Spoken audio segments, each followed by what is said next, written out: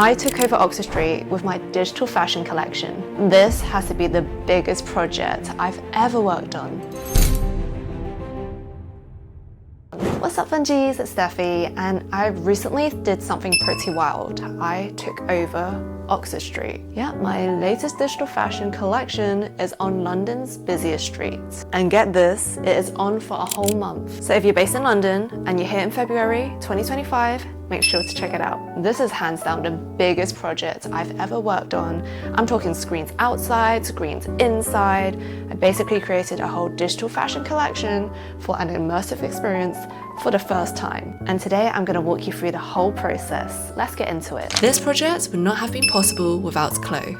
Okay, so last year I just shot my shot with W1 Curates. I just sent them an email saying, hey, can I display my digital fashion collection at your venue? And to be honest, I wasn't expecting much, but they actually replied and they said yes. And I was like, wait, what? Okay, it's happening. So yeah, I got the green light to display my digital fashion collection on the busiest street in London. And so I went to the venue just to check out the space. I needed to mentally prepare myself for what was gonna happen. And let me tell you, just seeing the space, I mean, I thought I was ready, but being there and seeing the size of it, I was not ready. Yeah, it was a big reality check going to the space and knowing that my work will be all over that building, inside and outside, and shown to the public. So I had the space and I have the skills. Now I just need a big idea.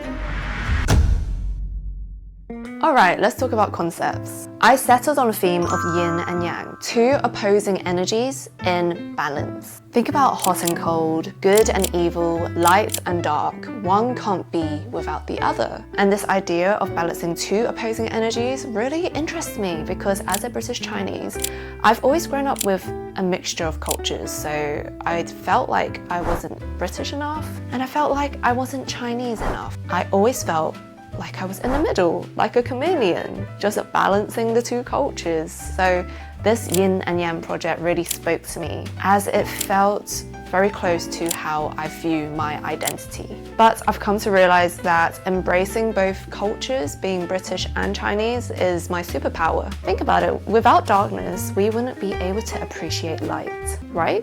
It's the same with culture. It's about embracing both sides and finding the balance between the two. And that is what makes this project so special to me. So with the planning done, it is time to move on to the fun part, which is designing.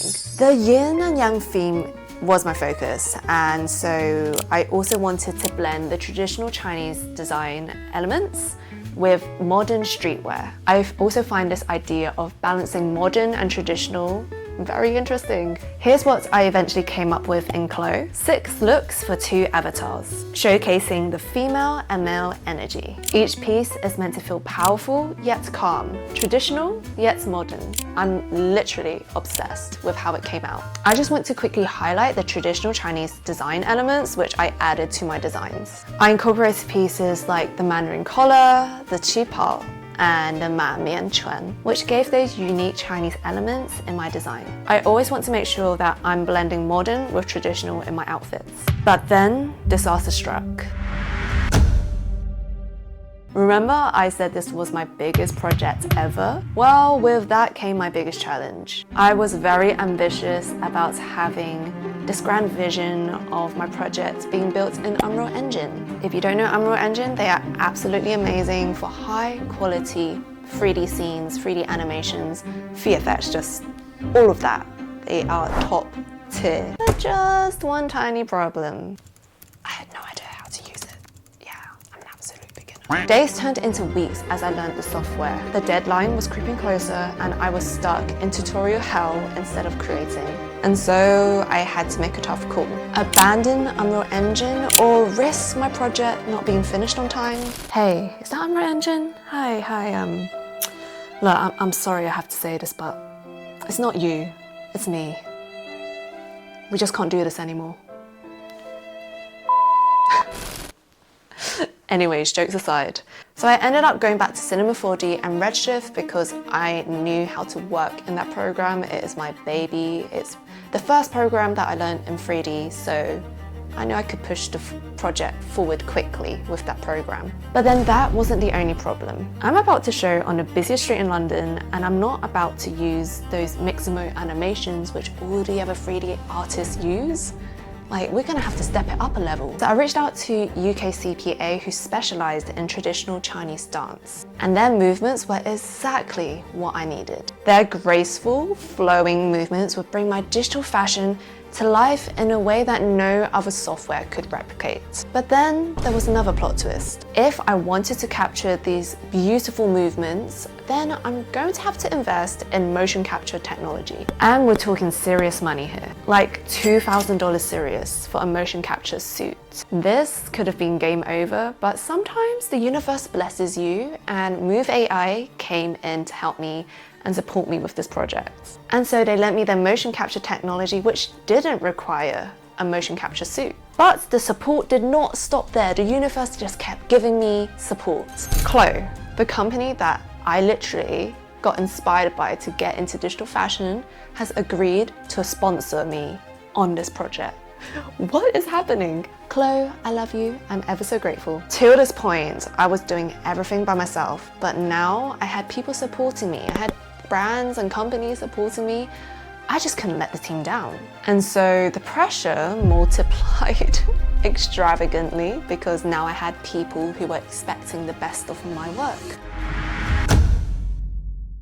So we move on, because time does not wait for anybody. It was time for motion capture magic, and we recorded it at Move AI's studio. We had a lovely dancer, Maggie, who choreographed a dance sequence whilst we captured and recorded her movements via multiple cameras around her. That data was then translated into motion capture via Move AI's program. This was my first time working with motion capture, so there were a lot of technical details to think about.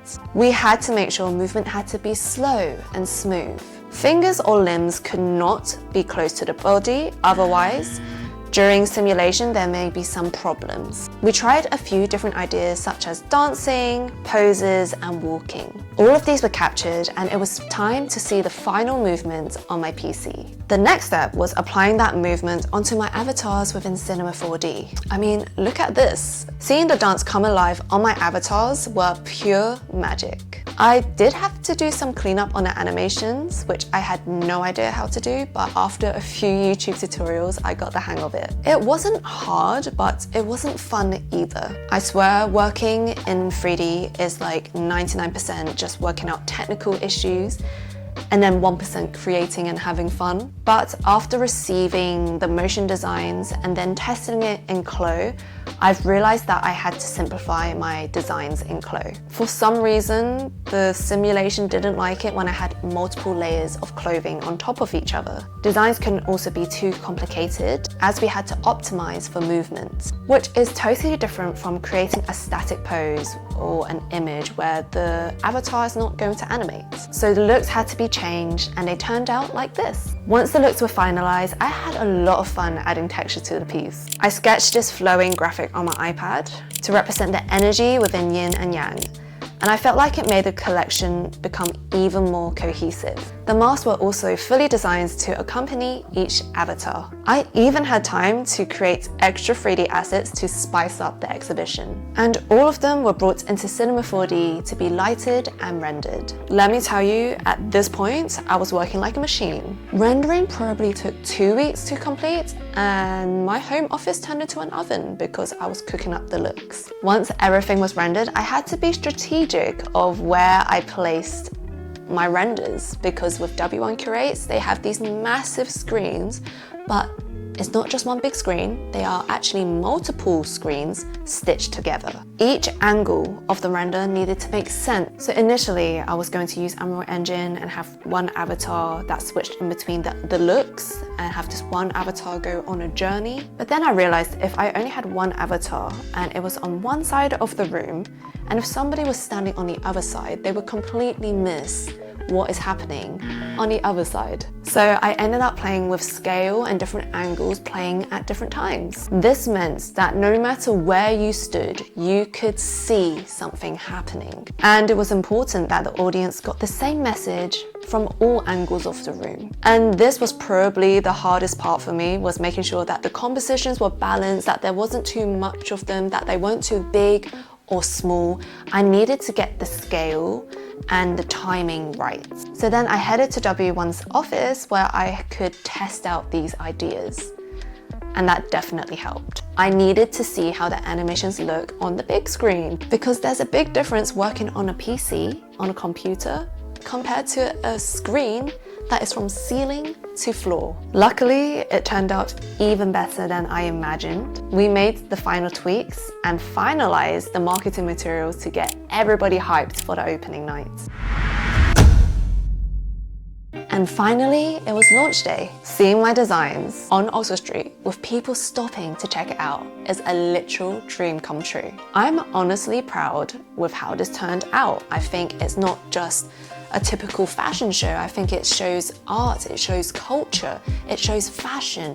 It's all about the storytelling and the experience. I definitely took a lot of risk on this project because I tried so many new things. Motion capture is one, cleaning up motion capture and retargeting that on an avatar, making sure that all of my renders actually look great on a big screen, thinking about how people will experience it as well. There's just so many new avenues that I unlocked with this project, and I'm so grateful to have this opportunity to test it out. Again, if you're in London this month, then make sure to check out the exhibition. It's free and it's open for the whole of February, so what are you waiting for? Please go check it out and tag me if you do see it. I would love to see your reactions. Thank you so much for watching and all the support. I think the main message I want to give with this project is that you can never dream too big.